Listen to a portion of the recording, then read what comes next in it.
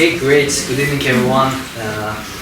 It's my pleasure to welcome all of you today for the launch of my book, Formation, which focuses on the legal side of starting company. My name is Burak Taylamaz. I'm one of the board members, Stanford Startups, New York.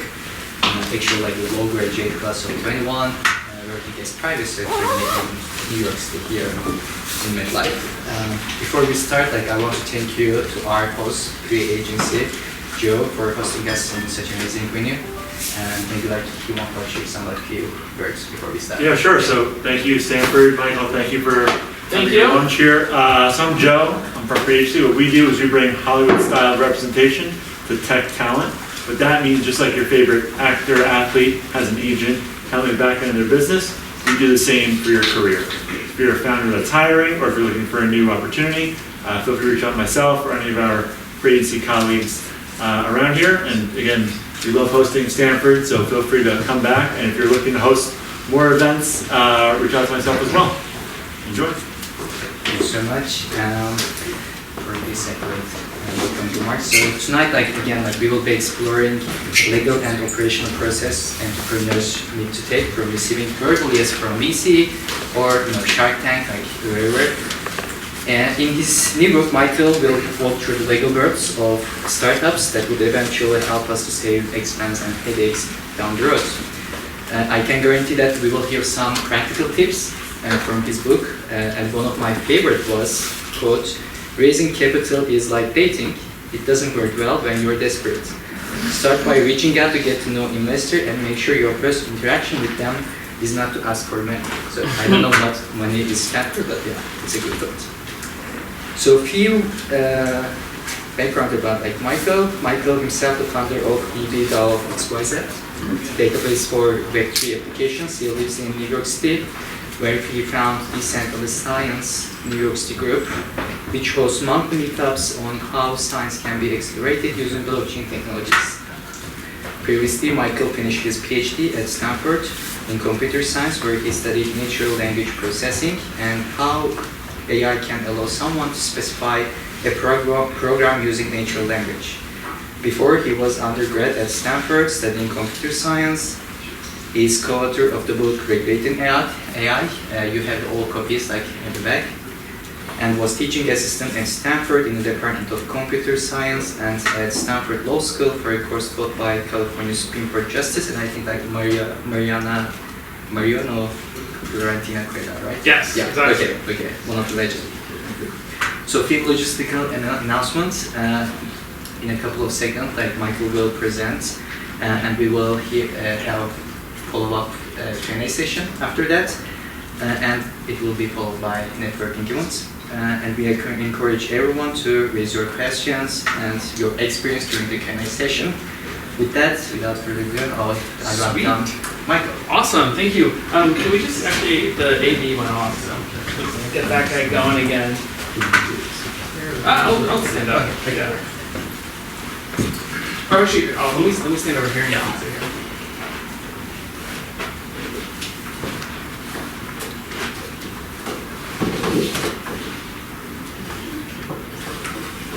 Thank you guys all for coming. So basically, here's the situation. I graduated school, and I realized I wanted to start a company. And okay, so if you finish your PhD, you want to start a company, you have to get an idea, okay? And then you have to sort of figure out how to raise money for it so you can hire people and have all the spend money to have expenses. So I reached out to my friends and got them to introduce me to venture capitalists, and you pitch them a lot of ideas, and then eventually a couple of them will say yes to your idea, and then that's kind of it, and then you have to figure out a lot on your own. And so once they say yes, I was surprised at sort of how much work and how unknown it was in what you had to do after you sort of get a verbal yes from a venture capitalist. And the easy way to do it is to just hire a lawyer and not have a ton of knowledge about like who here has actually started a company or who here started a company? Couple. Okay, and then many entrepreneurs in residence here. So, and then is anyone here a lawyer? Yeah. Lawyer, a couple lawyers. Okay, cool. Okay, so basically like a VC says yes, and like the process between when they say yes and when you like can get the money and when you can start hiring people, it requires like a lot of like little nitty-gritty things, and they're very dispersed. And I tried Googling it, and there wasn't like any like compendium of knowledge that I thought would be like, oh, you just follow like these steps. And so what I'm going to present and what's in the book isn't so much like a legal advice, but it's more like the 60 steps that I had to go through in order to start the company. And I thought it would be helpful to sort of maybe start the conversation around maybe open sourcing and democratizing how to do it so that people can update and make different changes or optimize it down the road. So that's sort of like the origin story of the book here. So that's kind of like why I wrote it. So the company that I started is called DBDAO. So DBDAO is sort of like democratizing like clinical trials using the blockchain. So what works is like we have parents whose kids have epilepsy, and they found out in sort of these online forums that like CBD helps to cure a lot of these kids' epilepsy. And this isn't like a thing that will be tested with the FDA or in just like can go through a traditional clinical trial. But we found that like through democratizing it, and allowing people just on the internet to share their information, we're trying to extract out meaningful and efficacious data from these like very random internet data points. And we're doing that with like insulin and hair loss and CBD and other sorts of like scientific things. And we're trying to democratize sort of clinical research using blockchain. So that's the company that I started. So just before I get started, this is not legal advice, what I'm about to tell you. I am not a lawyer, I am not your lawyer, all those sorts of things, so just do your own research. Okay, I'll say one quick thing about like fundraising. So the book is not about fundraising, but one of the key parts about raising money is building momentum. So when you're raising money, you don't want to have like big long breaks because people forget about you. A venture capitalist is being pitched, 10 or 15 times a day, and so when you start the fundraising process, you really have to commit to the bit, and you should be scheduling calls like 10 or 15 times a day, like morning till night, so that you can start building momentum. Now, you should also plan for like 3 to 6 months to allow for the raise. Now the issue is like you have Christmas and you have vacations and you have like big conferences that are crypto, and these things are going to destroy your momentum. So you need to sort of plan around that when doing it. So plan for like 6 months and try and keep up the momentum. So I just thought I would mention how to some strategies on fundraising. Okay, so you've gone through that fundraising process, and finally you get this thing called a term sheet. And what is a term sheet? And what do you do with it? So the term sheet is like the most important document that you're going to get from the VC. And it outlines how your relationship to them is going to be with you. The most important part is, so when they say yes, you have a couple calls with them and they're like, okay, yeah, we want to meet with you. You go through like the first person, and they're like, okay, we're going to meet with our more senior panel. And then they're going to be like, okay, we're going to meet with our senior panel again, and you're going to have more of a closer communication with them. And then eventually they'll say like, okay, we want to give you like a non-binding term sheet. So this isn't the actual term sheet that you're going to get, but it's going to have the important parts around how the deal is going to be structured.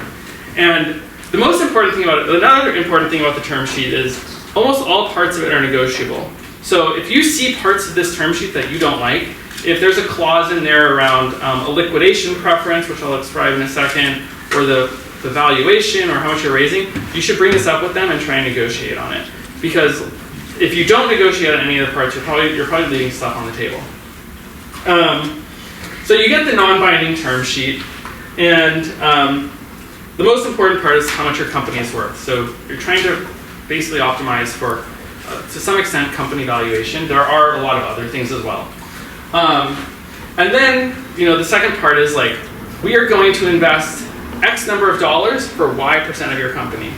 And so you can try and raise or lower that. And it's not always good to raise the most amount of money too, because the first capital that you take, say you're raising $1 million on a $10 million valuation, that is the most expensive capital you're probably ever going to take. Because if you do another round at a higher valuation, you really would have preferred to have that 10% earlier on, but you've sold it at a lower company. So you don't want to raise too much, unless the market's good or bad. The other thing that you're going to want to look at is like, is it a preferred? So this is like, we're going to go through a lot of things, and it goes in a little bit more detail in the book, but I'm just trying to like plant the seeds of the keywords to look out for in the process of it. The second thing is like, is this preferred or is this common stock? So in exchange, typically like you might get a safe, and you have either preferred stock or common stock. Now, preferred stock is like, that's like Rich Uncle Moneybags comes in and he just wants equity in the company. He wants no voting. He wants no shares in how the company is run or anything like that. So that might be good in some senses, or it might be bad. I mean, all these things are like very amorphous and negotiable. So you just need to know to look out for them and like do what makes sense for you in the context of your company and your position. But you should know, at least have the understanding of what these different terms mean so that you can make those informed decisions. So preferred stock is just like they get equity in the company typically, but they don't get any voting rights. And the other one is like common stock, where they get, they have less liquidation preferences. So like when the company folds, common stock basically pays out later on than preferred stock, but you get voting rights. And this isn't a set all. You can just redefine these things in your contract, and then all this is moot. But in general, this is how it works. The other thing in a lot of these things, if you don't have a safe, is like, do they get board seats or voting rights? If you're doing a safe or a seed or a pre-seed round, they should never basically get voting rights or board seats. So make sure to negotiate that out if that's the case, or very carefully look at it if that's the thing. And liquidation preferences, I mean, normally a 1x or a 2x if you're really, it's certain circumstances, but if it's any crazy liquidation preferences, that basically means like if the company folds, who gets paid out and in what order. So you just want to make sure that it's nothing that's like a shark loan type thing. Some other important things that you're going to see in a lot of these term sheets are related entities or key people. So it depends on your circumstances again, but if you have another company that you start after you've started this initial company, you want to make sure that that has somehow protected from this term sheet. So any sort of company that you start in the process of it is called a related entity. So you might want to negotiate around that. Or key people. Say someone is like leaves and does something else. You don't want this contract to follow them around for their entire life. So you want to make sure to put a cap on that, maybe a couple of years, or if some certain event occurs. So make sure to negotiate that. The other one is pro rata. So in a lot of these cases, like an investor might want to maintain their stake in the company. So they invested 10%, but you can then issue more shares in the future. And a pro rata clause basically means that that person can keep investing money to keep that 10% of the company. Now this is something you might or may not want. You might want fresh blood in your company as you raise more money down the road, in which case you might want to negotiate that out. Anti-dilution is sort of similar. It's like, under what terms can you issue more shares? Because that investor is not going to want to be diluted if you issue a ton of shares down the road. So that's another clause. So like read, there is no, when I say anti-dilution, I'm not referring, you have to read the specifics of it, but you should look to see what it's there. And the other ones are sort of normal. You should just look in a term sheet, there's information rights. What information is the venture capitalist allowed to get from you at any time? Are they allowed to see any sort of trade secret, who's working for you, your financials, whatever? And just make sure that whatever's said in that is okay with you. And then consent is like anything that basically directly affects the valuation of the company might have to do with investor consent. So just make sure that that looks good. I'll say that a lot probably. And then options pool. Someone might negotiate for. Oftentimes a VC will want to make the options pool for employees larger, and that might be the interest of the founder. So just make sure that those two interests and incentives are aligned. Okay, so you've gotten your term sheet. Now what? Okay, you should probably get a lawyer at this point because you need someone who's like an expert to read over this term sheet and make sure that it looks good to them and it looks good to you. So get a lawyer. But when you get a lawyer, you have to be careful about how you get a lawyer. You can't, a lot of times a venture capitalist will recommend a lawyer to you. This is a bad idea. Do not take the venture capitalist recommendation to their lawyer for you. You need to go find your own lawyer. The reason being obvious is that that person is probably connected to them and they're not really going to be on your side and have that fiduciary responsibility that you want. So you have to go through your own network to find a lawyer. Now, don't also probably recommend, I don't recommend your dad's friend is a lawyer in a different area and he'll handle this for you as a friend. That's also a bad idea because they're not going to know all the logistics of how to properly do it. So you're going to want to find an actual lawyer that you find on your own who specializes in this area of law, and that'll take care of a lot of the case situations. Okay, so you found a couple lawyers, and then what do? You have to talk to the lawyer that will actually be doing the work. So the way a law firm works is like, it's very pyramided. And when you talk to the lawyer, they put their number one person there. But that number one person that you talk to is not the person who's going to be doing the daily work. So you need to chat with that person and get a feel of how well they understand the law and how well they understand the logistics of starting a company. Because like a lot of this stuff that we're talking about here today isn't actually taught like in law school. Law school teaches you a different way of thinking and not necessarily like the nitty gritty that you need to know around the daily like starting a company. So you have to interview the person and make sure that they seem capable in your eyes. And then secondly is like once you've chosen that lawyer or that law firm, ideally a lot of the bigger law firms that you go to they're good but they're very expensive. So you should expect to pay like $1,000 or more an hour for some of these things. And but what you can also do is find someone who's been at a big law firm and who's recently started their own practice, because it's the same person. They're just now at a smaller law firm that they probably like a boutique firm. So that's another good strategy if you're looking to save money, is like try and find someone who's recently been at a large law firm and then going to a smaller one and sort of going it out on their own. But you still have to make sure to like check to make sure that they were the ones who were doing the work, because now you don't have that senior lawyer approving all their stuff in the same way. Okay, so now once you've chosen a lawyer, you're going to get a fee agreement. And this is like a sheet of paper that outlines the interaction between the lawyer and you. And just make sure the fee agreement that it has like how it's structured and like you agreed upon all the terms. And until that fee agreement is signed, like you should not, anything that you do with that lawyer doesn't really count. So make sure you like, once the fee agreement is signed, then they start billing you. It's like they charge in 6-minute increments, which is okay. Another trick is like tell them to like stop charging you after like a certain amount, like $3,000. This will allow you to learn how much they're charging you and how quickly this time goes, so that you know which parts of it to delegate to them and which parts not.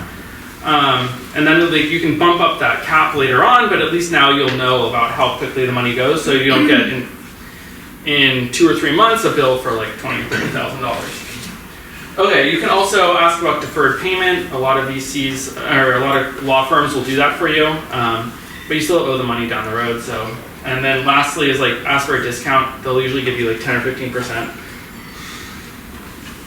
Okay, so you have your lawyer now, but you haven't incorporated yet. So you're still in this pre-incorporation phase. Now, when a VC invests in you, what they're actually doing is they're not investing in you. They're investing in your company, and they're investing for shares in your company. So you need to form that company and create those shares for them to purchase. So you need to set up a corporation. And a corporation is good because it protects you. So it separates you from the entity that you're creating. and it takes a little bit of time. So this isn't a lot of these steps. Like there's some 1 or 2 weeks that go by, and the reason you should know this is because when the VC says yes, you don't want to have them this awkward 2-week time period when you're forming your company, when you're opening your bank account, when you're getting an EIN number, that you're going through all these steps and the money is just sort of waiting for you. Because, you could have a bank crisis, the price of Bitcoin goes up, the price of Bitcoin goes down, whatever. You don't want to deal with this uncertainty. So you want to try and, by the time they say yes, you want to be all prepped and ready to go so that they can just wire you the money. So leave some buffer there before you start. So this is the pre-incorporation phase. So before you start, you need to do all these things, sort of. This is basic stuff, but it'll help save you a lot of things down the road. Set up an email address. Set up a virtual physical address. So a lot of these documents that you sign with the government require a physical address. You probably don't want to give them and then they get posted online. So you probably don't want to give them your actual physical address because you might be nomadic. You might be moving between houses every year as your lease expires, whatever. So there's these things called virtual mailboxes that you can purchase, which will basically is a box that you give, and then they'll basically open and scan your mail for you, which is convenient. And then you can use that physical address, and they don't accept PO boxes either. So you can use that physical address anytime you need to write this physical address in it. Get a virtual phone number. You probably don't want to use your actual phone number either. A lot of these things are posted on the web, and you'll regret it.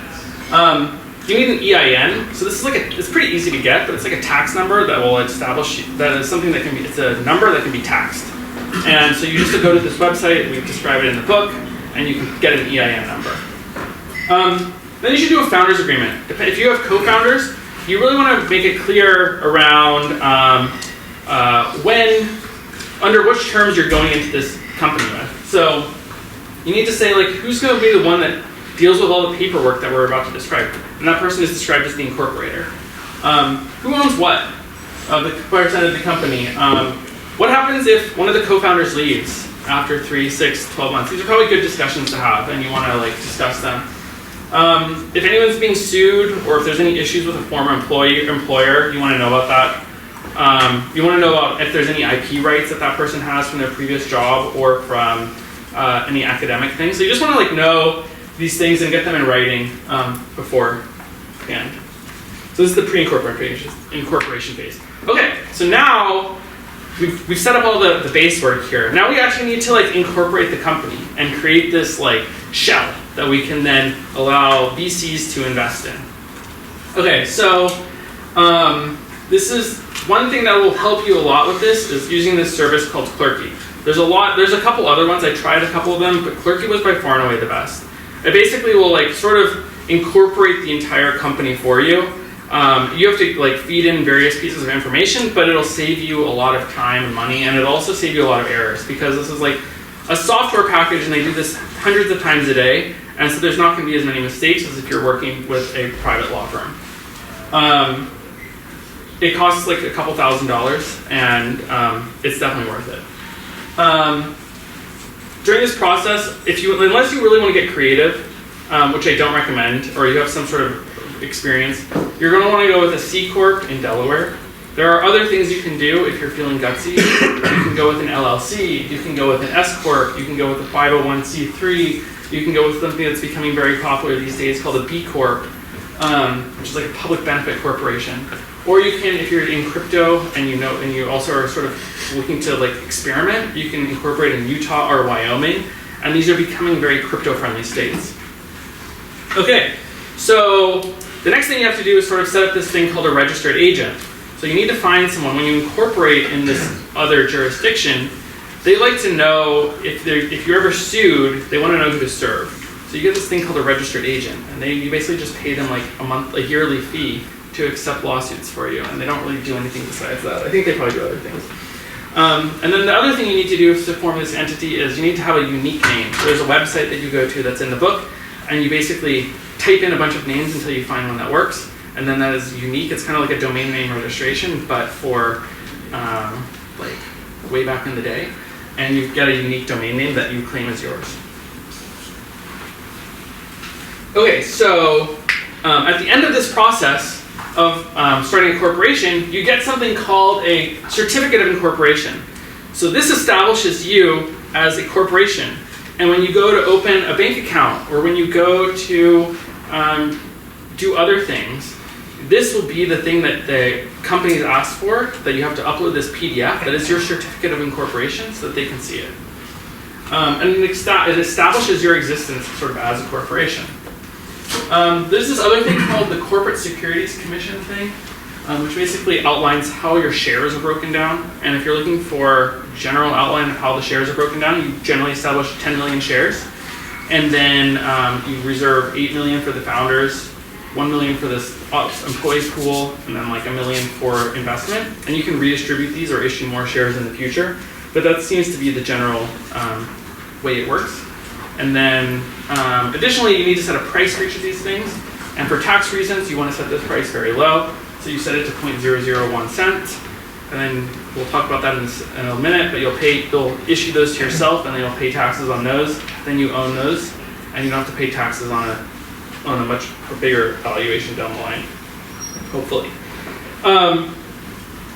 So at the end of this, you get the certificate of incorporation from your registered agent, who's the person who acts on your behalf, sort of in Delaware, and you get the certificate of incorporation. Just generally, you should, to incorporate and do all these things, you should expect to spend around $5,000 to $20,000. You can do it for less. The money comes from all the edge cases that pop up when you're working with different investors. In the perfect world, everyone would use a SAFE, which is this like standardized document. The problem is a lot of times investors will tag on other things that you need to have a lawyer look over, such as different sidecar agreements, or a token warrant, or a side letter. And each of these things are sort of attached to this safe, and these like little extraneous things are the things that drive up the cost, which is unfortunate, but just the way it is. Okay, so you have this entity that is incorporated. You have your certificate of incorporation. Now what do? So a certificate in a corporation is very much like a computer, in the sense that it's the hardware that will drive, that you can run your company from. But it doesn't have any software installed. So you have to install software in your corporation. And that's typically done through the bylaws and through the board of directors. So you write up the bylaws, which describe, it's like a constitution, but for your self-sovereign corporate entity.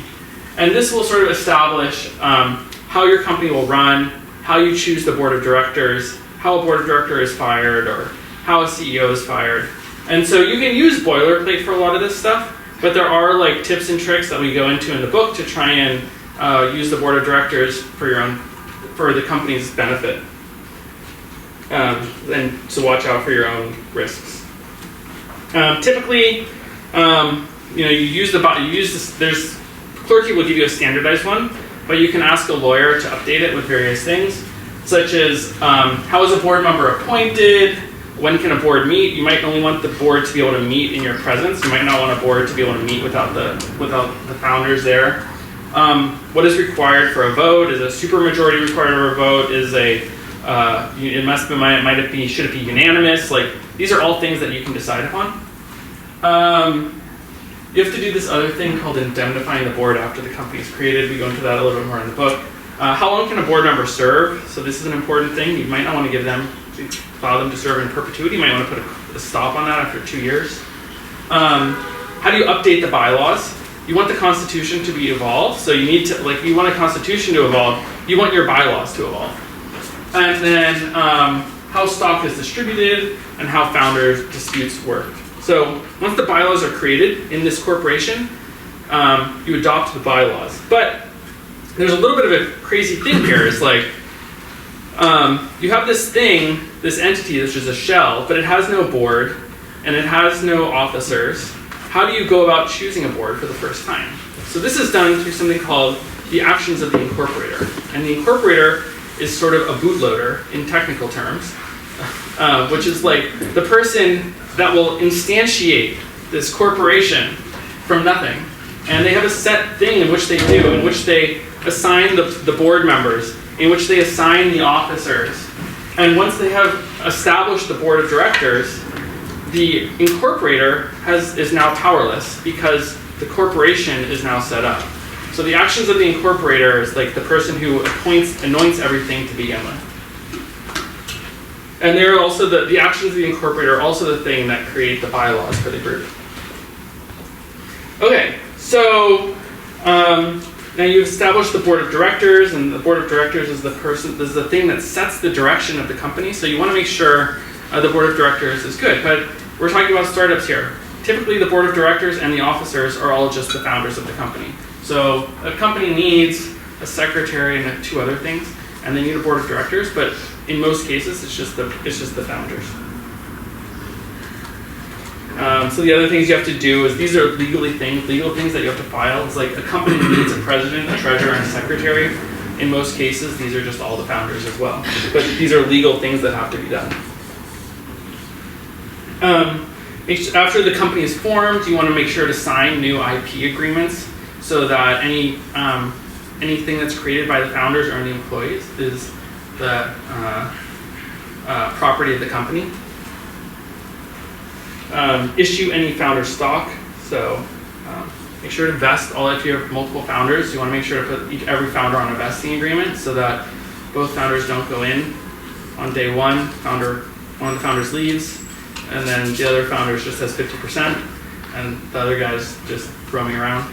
So you want to vest it maybe with a 1-year cliff, and then have it degrade over, and then have it vest over maybe 4 years or whatever's right for you. This is very important. So what we talked about is like that issuing the shares at $0.001. Like you would need to file this thing called an 83B election, and this is something you do with the IRS, and you have to do it within 30 days of forming the company. And this basically makes it so that you don't pay a huge tax bill down the road. So you're basically buying the shares from the company and paying the tax on it initially, as opposed to paying the tax on it 10 years from now, and hopefully it's worth more money. But this will save you a lot of money down the road, but it does require physically mailing in things and mailing in a stamp and using an envelope. And you don't want to miss this deadline. The IRS is not very friendly with that. Can I ask a question about that? Yeah. How do you recommend making sure that this is do you certify mail? How do you Certify it, take a picture of it, make sure it's certified. I don't remember exactly what I did. I go into talk about it in the book, how to do a good job, but it goes through most of the time. Okay. Yeah. Go ahead. Does this apply if I'm just like a designer and I'm the only employee and I did the business just to write? Yeah, this is a good question. So this is really for venture-funded companies when you need to create all this complexity because you're selling shares in a company. Okay. If you're a sole proprietor and you are an LLC, you don't have to do this and spend all this money, and this is for things where you're trying to raise money from an outside group of people who are different things. But if you're just a sole proprietor, you should just use an LLC or something. It's much simpler. Yeah. When you say this, you mean the corporation structure? Yeah, exactly. I mean, all these things are because you're selling share securities, and if you're not selling a security, which we'll talk about in a second, how you protect yourself on that. But if you're just a sole proprietor, you can use something much simpler. This is specifically for venture-funded companies where you're trying to raise X million dollars to accelerate the growth in exchange for equity in a company. Okay. Post-incorporation, you need to set up a bank account. After all these steps, we still don't have the money from the lawyer or from the VC. So you take your EIN and your certificate of incorporation. You go to Mercury. You go to Morgan Stanley. Probably not SVB. And you set up a corporate account, and you take your corporate account and you give your wire instructions to your VC. Now they can fund your company, which was the goal of this entire process, basically. Okay, now you have money, which is nice. But, okay, what happened? So what have we done? We've sold, the VC has given you money in exchange for shares of your company. Now, the government doesn't like random people selling shares of companies, because many years ago, you had hucksters going around who were selling shares of snake oil companies, and people lost money, and so they created regulations around this. And you've just created this company and sold shares. What have we done?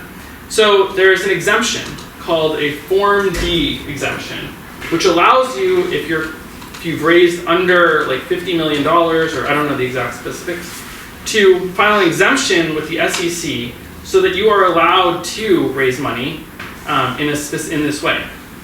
Now, there's one little thing here is like, there's an easy way to do this, which is through a SAFE, which is like a simple agreement for financial or future equity. And there's some debate on if when you sell this is a simplified document, and if you sell a SAFE, if you use the SAFE, do you still need to file this Form D because you've promised equity in the future for someone, but you haven't promised them equity now. So did you still sell a security is sort of the question. And I asked a couple people, and I did some of my own research, and basically the short answer is that even though you're selling it for future equity, if you want to be safe, you should still file this form, because the way the government looks at it is you've sold equity in the company. It doesn't really matter like when you've how the actual transfer, how it's done. You've basically done it. And there's still some debate around this, but that was basically what I was able to suss out. So you need to file this Form D thing with the SEC within 15 days. This is another deadline you want to try not to miss. And use this thing called the Edgar database to make this filing. Now, the one thing is, like, there are other ways to do this. There are other ways to raise, to sell a security without having to file through the SEC. And it's doing like a state-by-state basis, and there's some pros and cons of doing it a state-by-state. One is the pros is you have to reveal less information. When you do the filing with the SEC, you have to reveal how much money you've raised, which may or may not be good, but it's much easier.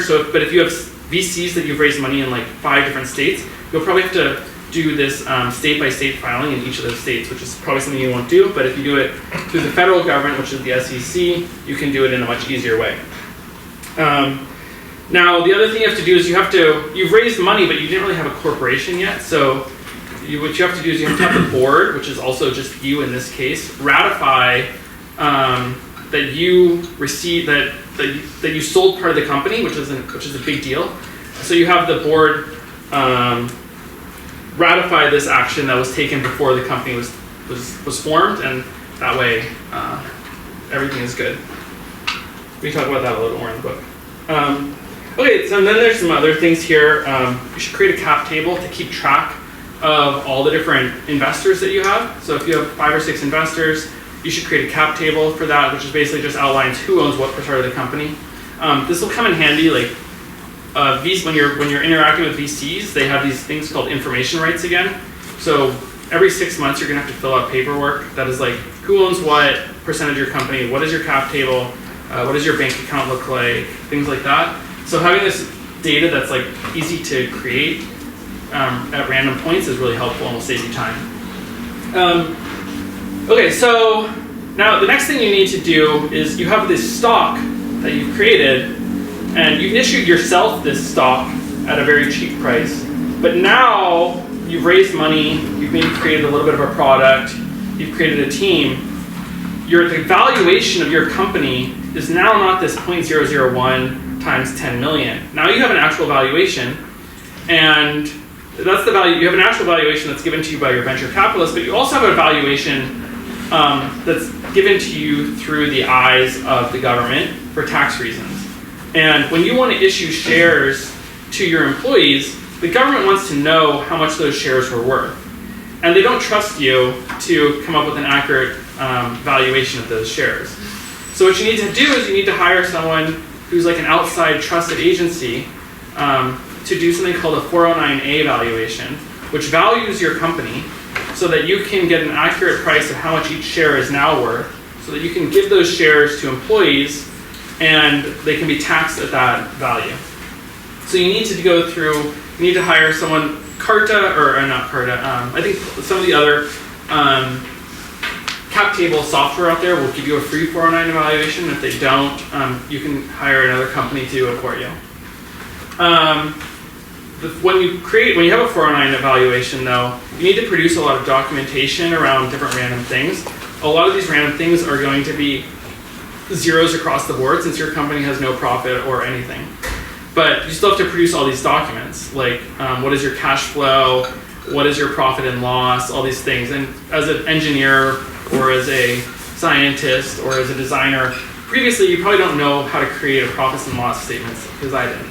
So what you can do is you use QuickBooks or something like else to start up a fresh QuickBooks, and then you generate these empty documents from there.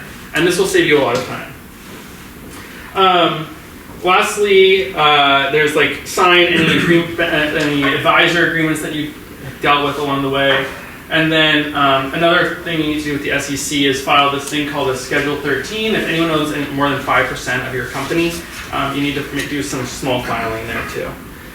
You can do this yourself, or you can have the lawyer do it as well. But it is helpful to know that these are the things that you should look out for. And you don't have to do all of these. Like, all these things are going to be dependent on your own use case and your own risk profile and your own logistics. So these are just the things that I came across along the way, but they shouldn't reflect like what I recommend or what you do as a person either. You should read up on them and ask a lawyer. This is just like the roadmap that I went through. Lastly is like running the company. Some things is like you should figure out who is a contractor, who is an employee. You don't want anyone working for you until you have a signed contract. This should be obvious, but sometimes it isn't. And you can create these different types of things with Clerky in a very easy way. They allow you to like send off documents in that, so you should use that. California is a little bit different in how it's persnickety and how they do employment law. So if you're hiring anyone in California, it's like a different form. Different things like you need to start filling out tax forms like I-9s and W-4s, which you should look that up on your own. You need to pay people, so you need to set up like direct deposit with like Gusto or Rippling. Some other weird things is like there's this thing called the Delaware franchise tax. It's basically you have to pay you have to pay yearly and like the end of February, federal, state, and sales tax as well.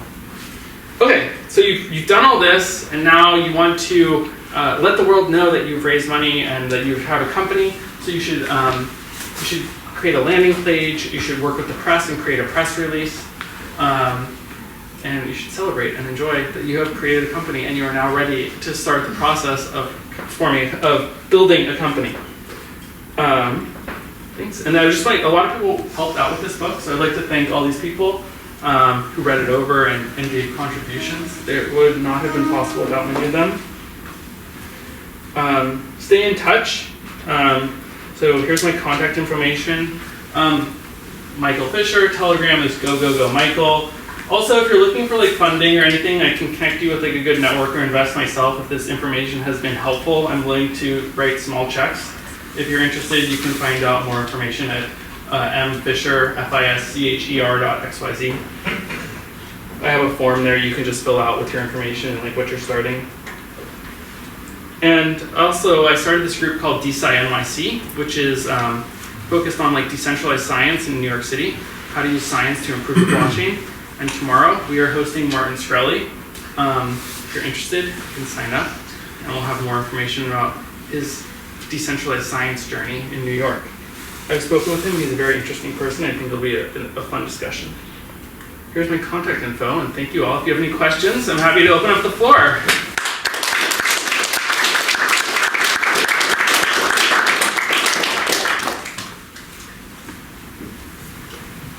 Yes. As like DBDAO is a crypto company, like I operate in the crypto space, I'm just wondering, in your mind, like, is there anything in your process that you went through that was like totally different than like typical Web 2 race? Yeah. Not yet. I punted on that thing. There is a chapter in the book around crypto. I thought the thing was getting a little long, but you just have to be careful when you're issuing the token and stuff, but I haven't even like delved into that part yet. and that's still to be determined. Yeah. Thank you. Yeah. Yeah.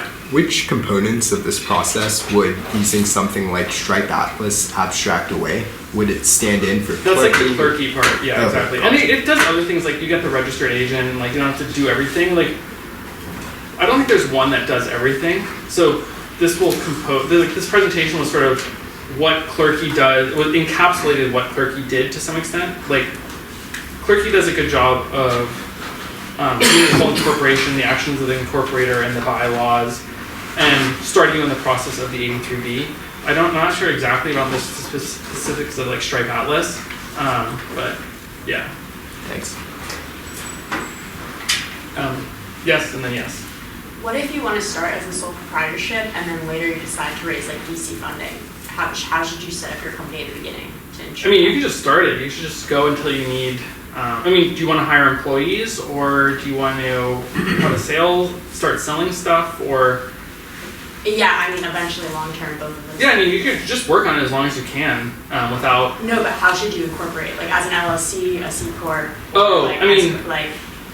Answer the lawyer that question. I think we have to talk more on the after, but I mean, it depends on like what you're trying to, like, why are you trying to incorporate if you don't need to, like, if you want to, are you looking to like get grants, or are you looking to hire people, or? Yeah, we can talk. Okay. Yeah. But you could also start as an LLC and then transfer it into a C Corp later.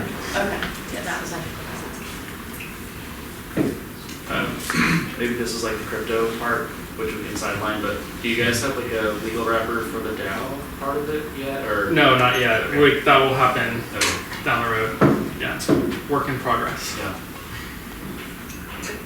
So like a lot of these things, like you have to like figure out your own risk profile and figure out what you're trying to do, like where you want to assume risk, where you don't want to assume risk, how much energy do you want to put into something where you're like, you might be a DAO now, but like in 2 months from now, you might be a SaaS B2B company just because of the nature of how markets change. So it just depends on like a lot of things.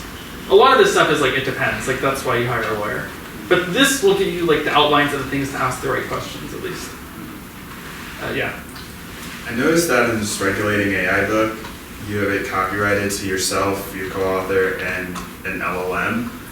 Yes. Like thoughts on that as authorship, but also if you are starting a company and you're starting to, build up your MVP using an LLM, thoughts on ownership even allocated to an LLM? Yeah, I mean, I think, I don't know about that if your jurisdiction is the United States, Yeah. an LLM is not a person, it can't own a copyright, it can't own no, it can't, because they've decided on this. A large language model. And we talk about ownership in this, so this is something that's very well clear with the Patent and Trademark Office. An AI is not a person, an AI is not an owner. Is that true in the future? Maybe not, but right now it's pretty clear. And I think the reason I did that was just for fun. Okay. Yeah. And so GPT wrote the last chapter in this book, which you should read, and it is very fun. It's a great chapter of what rights that an AI would want in the future. Yes, and then we'll do the back. Yeah. You mentioned not wanting to like leave a VC hanging as you're like trying to scramble to incorporate when the money's like on the table. But also there's a lot of dependencies with like who your VC is, how many there are, how much money's on the table. So like I'm trying to figure out the timing, right? Like do you sort of wait until there's a maybe yes, a soft yes, and then start to get that ball rolling? Yeah, you don't want to spend all this money if you're not going to raise money. Mm-hmm. So you don't want to spend $10,000 and then have no one want to invest in your company. So once it starts to look good, you should start this process. And if it doesn't look good, really no reason to. Yeah. Basically that's the good answer. In the back. Oh yeah, so like what were like some of the like really challenging parts of this journey? Like any gotchas? Raising the money is the hard. Like getting a VC to actually give you the say yes is the hardest part. This is all just very much logistics after. That is kind of like routine. It's just the normal. Well, is there anything? So I did this the problem is I did this like a year ago, and I started writing this book a year ago, and then I took like a big break to actually work on the company, and then recently I was like I need to get finished this book. So I forget some of the specific gotchas. Let me think.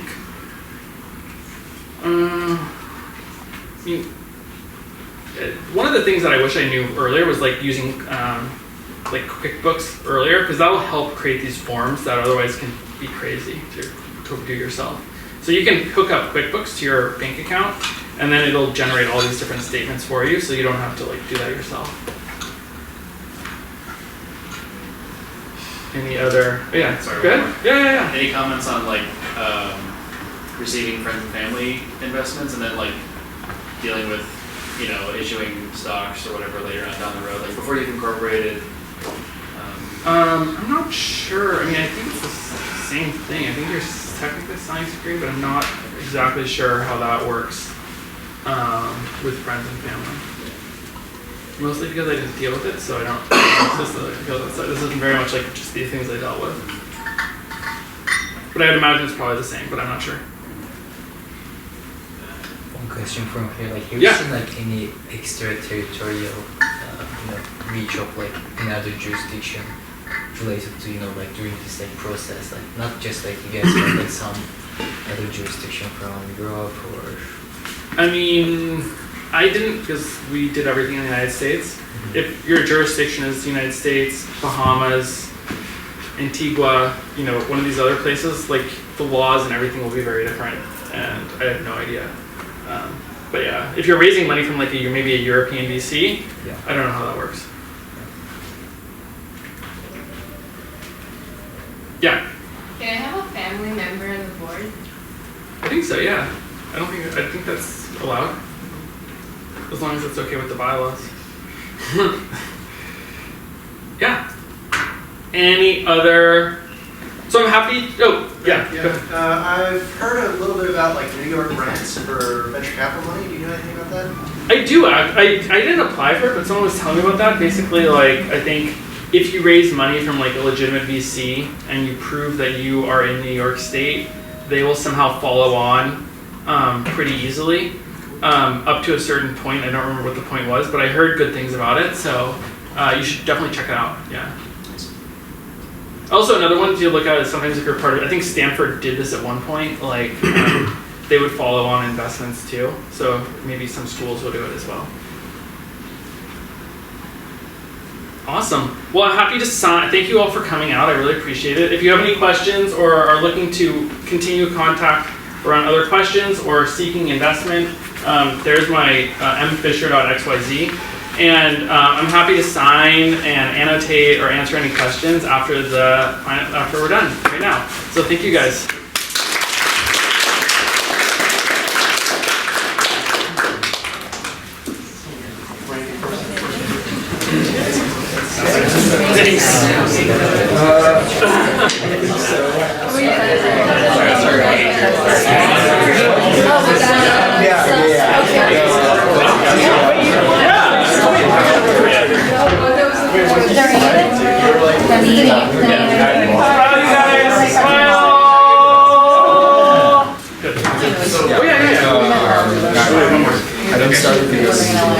Okay, guys, like 1, 2, 3.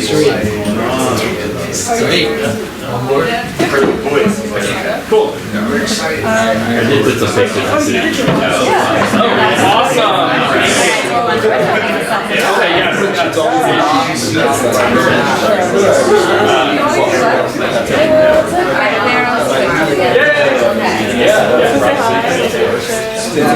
Oh yeah, of course. Sign and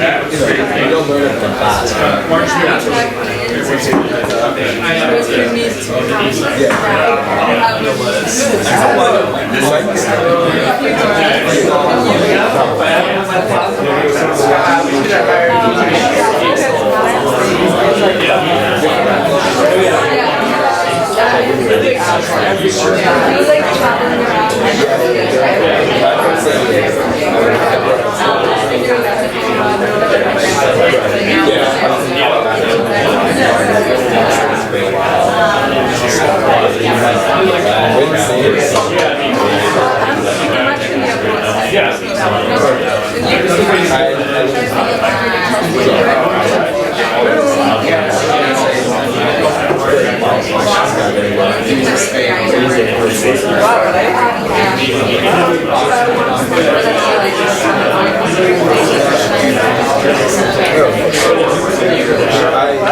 Thank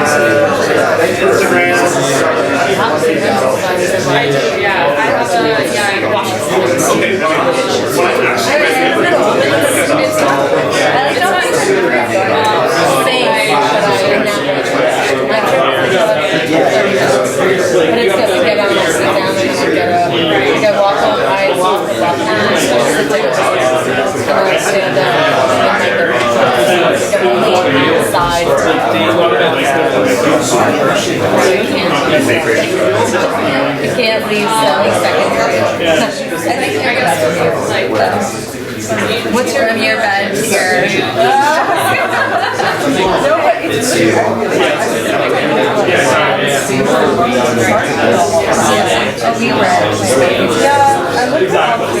This is like the point.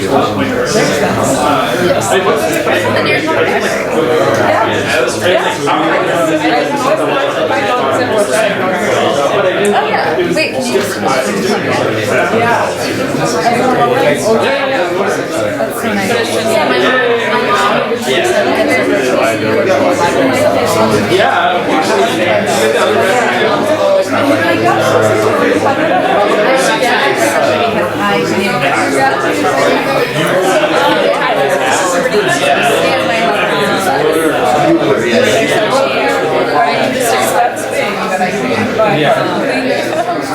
yeah, I like right now I still have access to emails. My phone like doesn't give me only our $2.1 million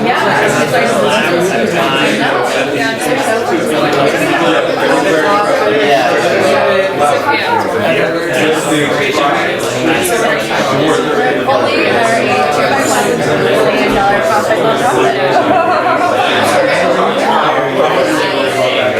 Definitely.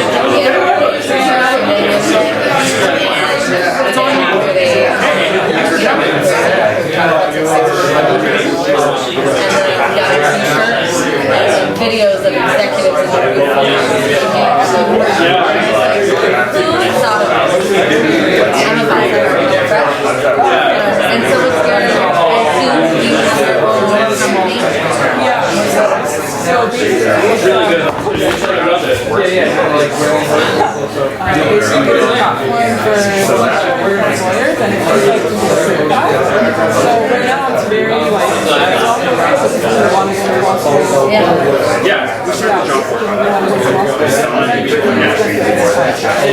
My father's been a lawyer for 10 years. So that. My father's also association with a lot of this stuff my dad did. Yeah, I'll see you tomorrow. No.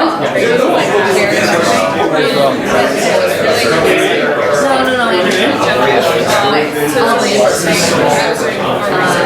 like that's sort of, you know. Awesome. We're not allowed to know like specifics, but if it's like general stuff, like I never know the company. Yeah. If it's like really published, then like it's definitely about it. But you know, like he represents a bunch of people. Like here, there's a big microphone and trans he said something like, "Oh, Denny, what do you think?" I was like, "I have no idea." He laughed at me. Like, unless it's like sometimes it's like a dinner or a cancer. They're like other sellers. I've never seen someone that's actually. Like the talk? It was good. So I'm in law systems, and so the two categories we said earlier, like either a startup person or a lawyer, but I'm not fighting one of those. Okay. But I'm almost done. That's definitely more exciting. Kind of expecting to be the asshole. Well, actually, dates. But you know, I tried to be as accurate as I could. I think it's tough when you obviously don't get sued by someone that you told me at the top this thing, we'll do this thing. So I think you did a good job of balancing advice with, well, this is kind of what I know and what I've been through versus like, I don't know this, what's wrong with this, whatever. So you did a great job. Thank you. Yeah, stay in touch. Nice to meet you. Yeah. Hey, how's it going? Of course. Can you do something? Yeah. Okay. Oh, yeah. Happy to. So like 80% of my process is and then other people are government work. What is it? So I started my dad was a client that essentially it's like an incubator, so it's for all like stuff, but it's for startups and but it's like we work. Then I'll respond to your job post. Basically for the job post. I assume that other people are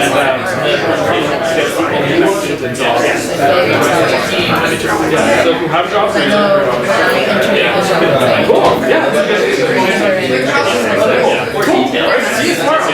yeah, everyone's be like, we're working since they're living together, they'll have their own startup. That's what I want to do. But none of them are like in the Upper West Side, they're all like Brooklyn, they're like the Lower East Side.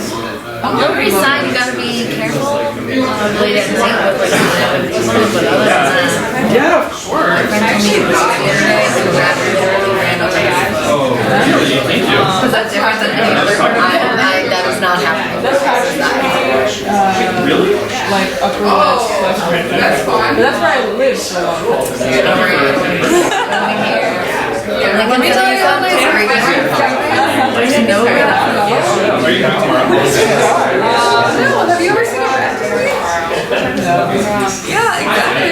There's like, That's nice to meet you. Oh, wait, we're gonna exchange numbers. I have something for you also. it's exciting for you that you have this idea. That's right. I'll get this out. Yeah. I know a guy that's starting. How's it going? Thanks for the talk. Do you want this pen? Probably should. Or, sure. Thanks for coming. It's interesting. I wanted to come up and just, You think that there's not enough that's what he's creating that is like, as boiled that is down. like the law of society. Like he's So if I go creating a after template. this, I start coding up like my Cool. That's like as boiled down. But yeah, so I It's being, the law could change also. But this is the law. yes, that's a friend of mine. So, do stuff like that. now if you ask me, He thinks that does AI have feelings? I would say yes. But legally it does. But you also you could ask me like, animals have feelings, and I would say yes. And should pain and suffering be assigned to animals? I would say yes. But the law says no. Yeah. Not in a weird way. But like I'm really curious. What can I go for? This actually right here. And brought that money.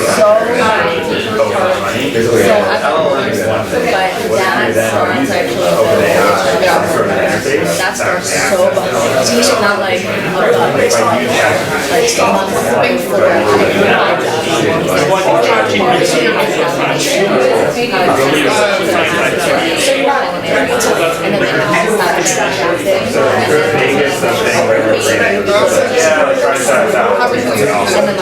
No, you need they give it because they can't or they would never take all the risk.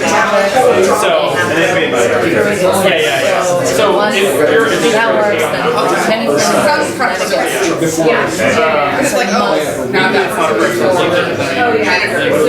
like work towards something, you know, where but I think it should change in the future. And if I were to start I mean, I buy the West but there are general places. Sort of, yeah. I mean, a bunch of people are using Montenegro to experiment with company my coworkers and the idea is people in countries where they change. oh, absolutely, yeah. We don't use we don't use any of like the technologies that we could use. Like we use self-driving cars. We don't rebuild the roads.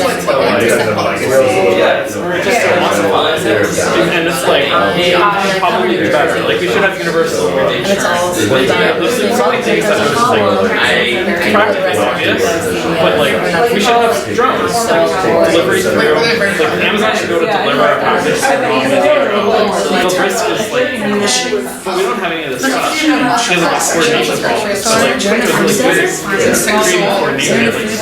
creating coordination, like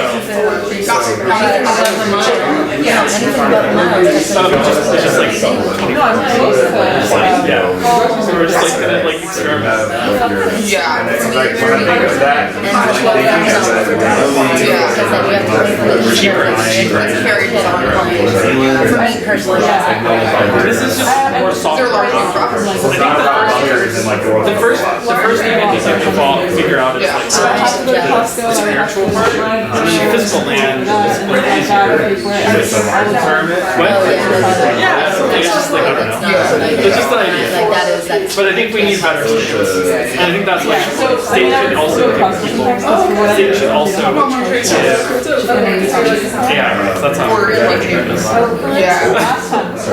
Is this? I know these are ways to reach out to the directors. Do you like write on Twitter?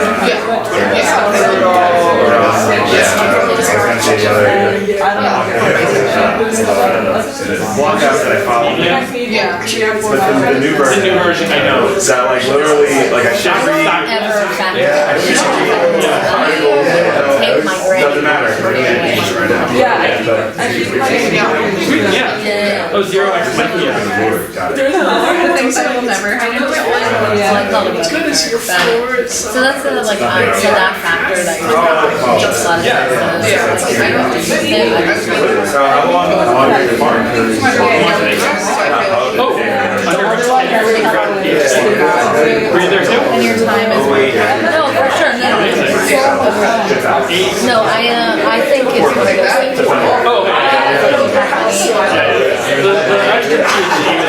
for me, like, whenever I find that. Sharon, don't leave before I say goodbye. I want to tell you some stuff. Okay. Yeah. I'll let you go. Yeah, no, thanks for coming. Stay in touch. Michael yeah, or Fisher. Yeah, Mike, whatever. You can see him a little bit. Like Instacart, I just Okay. Michael, the change. Some people would be like, I'm Dr. Fisher. No. I got them all. Christian Smith, and you. I'll see what you're thinking of online. Yeah, of course. It's from London. Wow. Yeah. I think that was wonderful. Good to see you. Good, amazing. And what do I need to start? You were the one that started. You have a car and You're the guy that kicked it off. In terms of what we, how we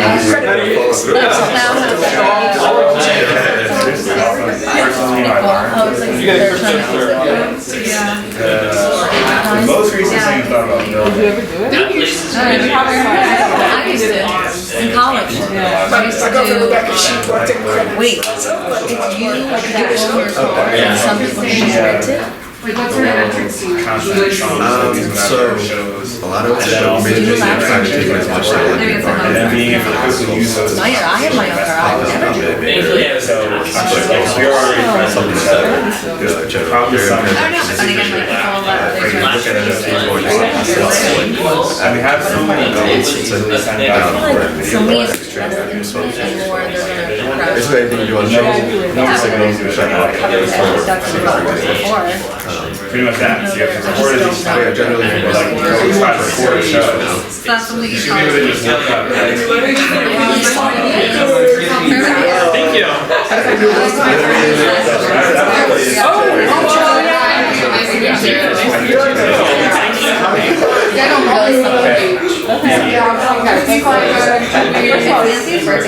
So funny.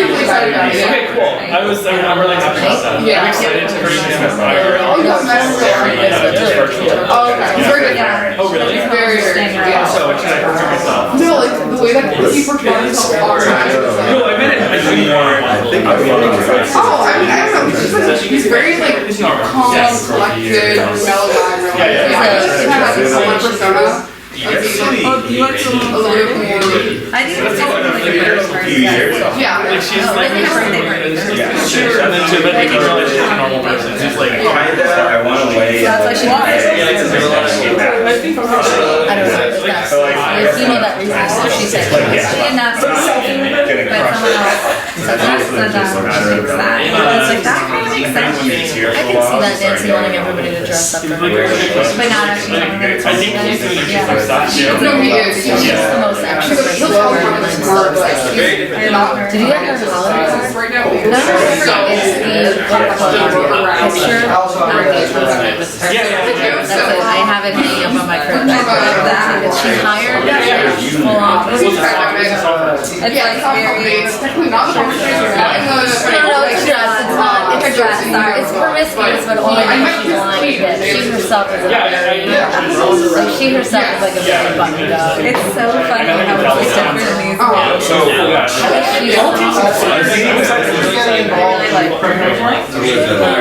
It's just energy. No, it's gonna be, yeah. 7 second and 28 second third.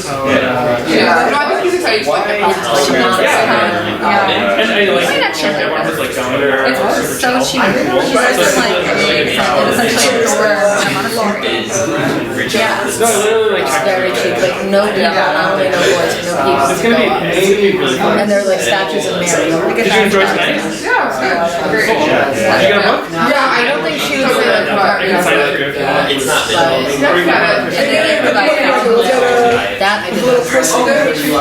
Oh no, Thank you, yeah. British Museum. I found I was gonna You say, can apply. if anything, I'll start with trying to see if I put on Twitter. Yeah. There's also one at Chelsea, like similar to it. Yeah, I remember looking into it. At some point. Are you gonna start a company?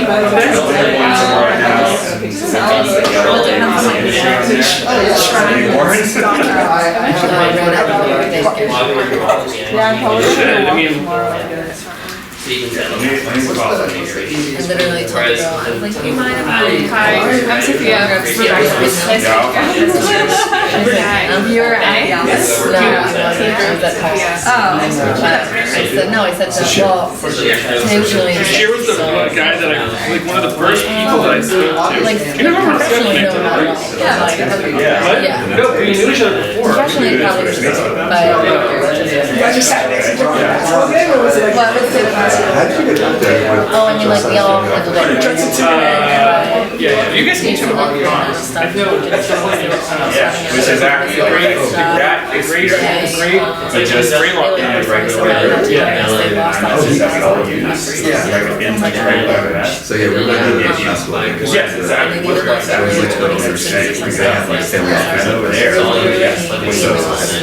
Constantly. Yeah, they were just like. Is that with It should be now or? just kind of. You're trying to actually sound. Well, no, yeah, that's where the company started, you said it all this. Right, but it's kind of like. That 70 shows. Yeah. So this, I started a company and The same like, with I had no idea what I was doing. Thank you. I have not swam in a very long time. But I mean, you remind yourself, like, oh, you have this. I can tell when I'm not there. I hate that feeling so much. It's so true. What you're talking about. I don't know. I mean, anytime I'm I had that too, but I was like, literally. Yeah, it's either too detailed Like, there's or basically how people coming in to Oh. feel like far. Oh, you should Or not know. too detailed. Yeah, exactly. This is like 10 bullet points. Because they have the. I think they have a lifetime guarantee. I'm pretty sure they do. I know they used to at least, but don't know if they do anymore. Because they were like that. Call them. That's unacceptable. They're not the most expensive shoes. Yeah. No, I just like the way it looked. And it was for, it was like, the things were in Because last year, combination, what, so 4 years? I thought it was cool. It's a great one. Yeah. Fine. But that's not the most. Yeah, I know. Someone told me this I remember my friend's boyfriend was. So yeah, it's like, I don't know, I just like, I like the simplicity of it. And the thing is like, whenever I design, I try and like do iconic, like something that is like you've never seen before. Like, is it good or bad, but like it's different. It's like stands on its own in this like new spirit, and it's just like a good push towards that direction. The hardest part. Also, it's Yeah.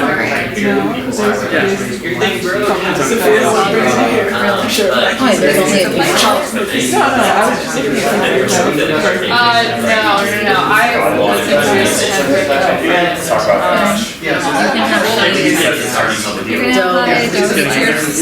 Honestly, you don't even choose anything. We have to go. Well,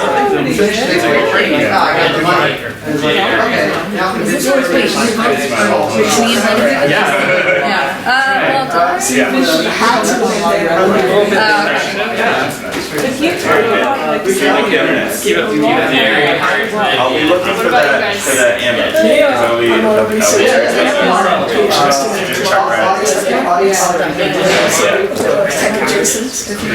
there like speaking with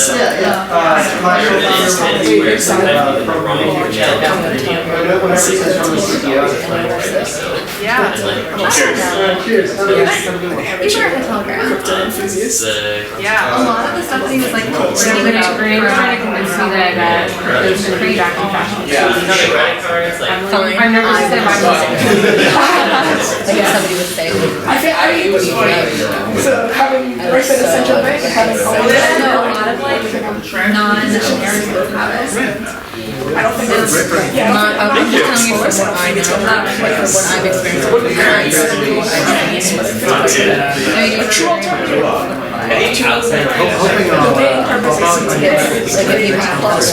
seen.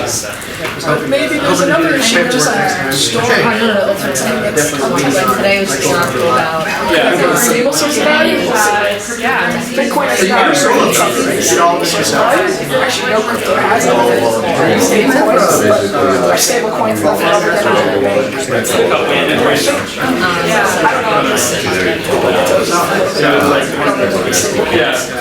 don't know.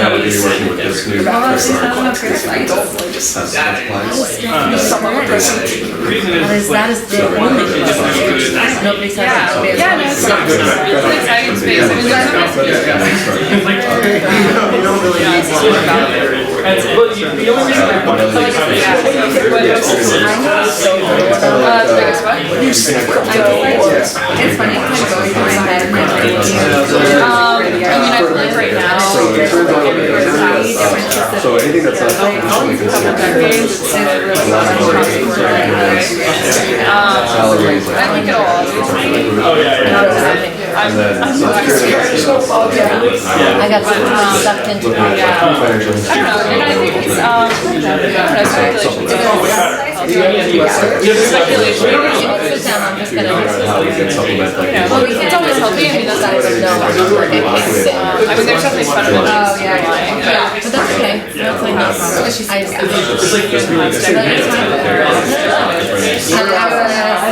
No, it's. I don't know, I'm not a big, Come on.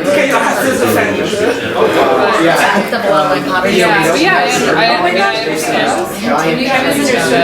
So my first job, I was really excited about it. I actually had a slide on finance. Yeah.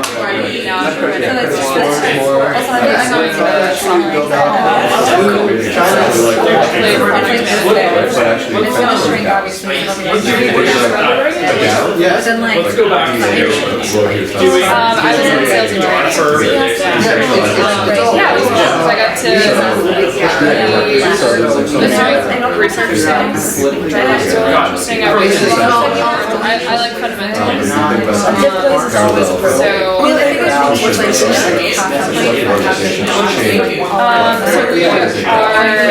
on relationships with all the hedge funds, and also relationships with all the corporates.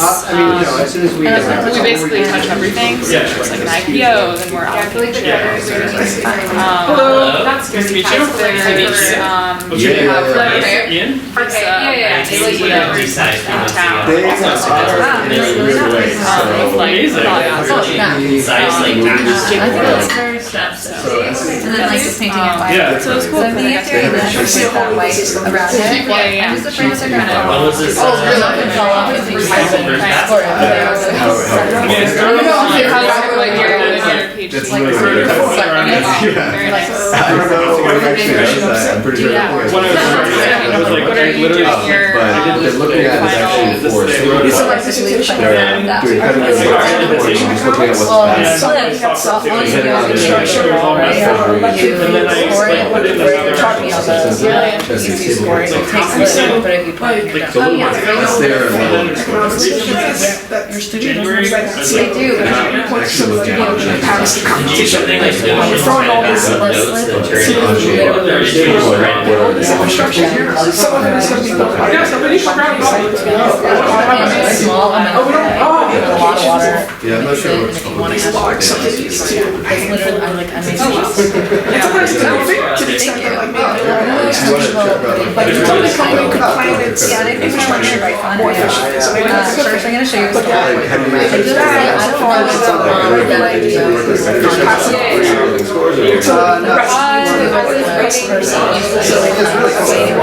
sort of motivating thing. It's actually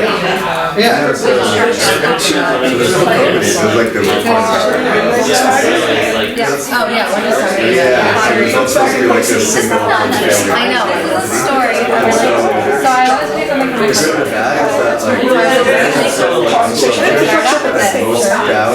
and then I thought that actually might have been inadvertent and then you should do the tissue paper. So I did. It's called common. How do you decide? So I really like it, so it's a little bit like that. And then I, It's really interesting, very I'm in applicable something too. else. The tissue paper, you put it on the tissue paper, and then you put it in You go, Ian. I guess the details just like I should have said this earlier. Which is my just that's the question. You should underblaze it. But it's still again, You like have to that. Yeah, so you said Well, underblaze is more And then added in some more crypto. Well, yeah, Here, but I give you another whole book this That's a really powerful. Give me another minute. I'm like, So, yeah, I'm happy at all. here. But there are So ways this is to mixed. Yeah, cool. So That's amazing. Was it significantly It's different? very it's in fact not, it's a version. This is literally a so it's actually so what you can do to get that picture is like put number Very nice to meet you. What's like? But I'm not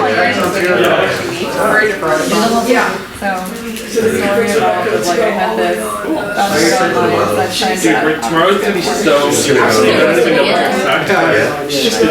My concern is that How long have you been running these This is your fourth, this is your fifth month. and because you're not Yeah. going to underblaze it, so you have to precise. Yeah. You're hanging out? Okay, bye. Have a good night. See you tomorrow, hopefully. Thank you. And the policy has so much detail in there that like I have so much fun. Because you can't get a self-directed. Thank you all for coming. Yeah. So like, are you It won't look as good as it looks. Yeah, and we'll figure, I want you to like, learn new integration. Yeah, you can. So why is Yeah. Yeah, or those. On green layer. And we also have to come. But if I own a Bitcoin on a cold wallet, is that really like, is that just like, I think that's fire. I think it's on, yeah. it's on a cold wallet? Yeah. But then you can't trade it efficiently. Yes. Yeah. It's a fair trade. Why? But then if I was actually really process first of fire, No. it should be. There's To my knowledge, to well, you're definitely not going to if it's just going to account. Yeah, but like, there's nothing to better one. I spent so many hours on that. No, I agree. I mean, the only other thing you can do It's not crypto, it's just make it's you, but it's mostly about like making moves So larger. good to see you. But then you Hello. I have tried to like that. Thank you so much. No, I Did you enjoy definitely it? believe it. Like really, I do. Oh, I know. It was after we published it. You guys probably, when did you finish them? Like in January. To a cold wallet. This is very fun. I didn't really think about it before. Yeah. Indexes. We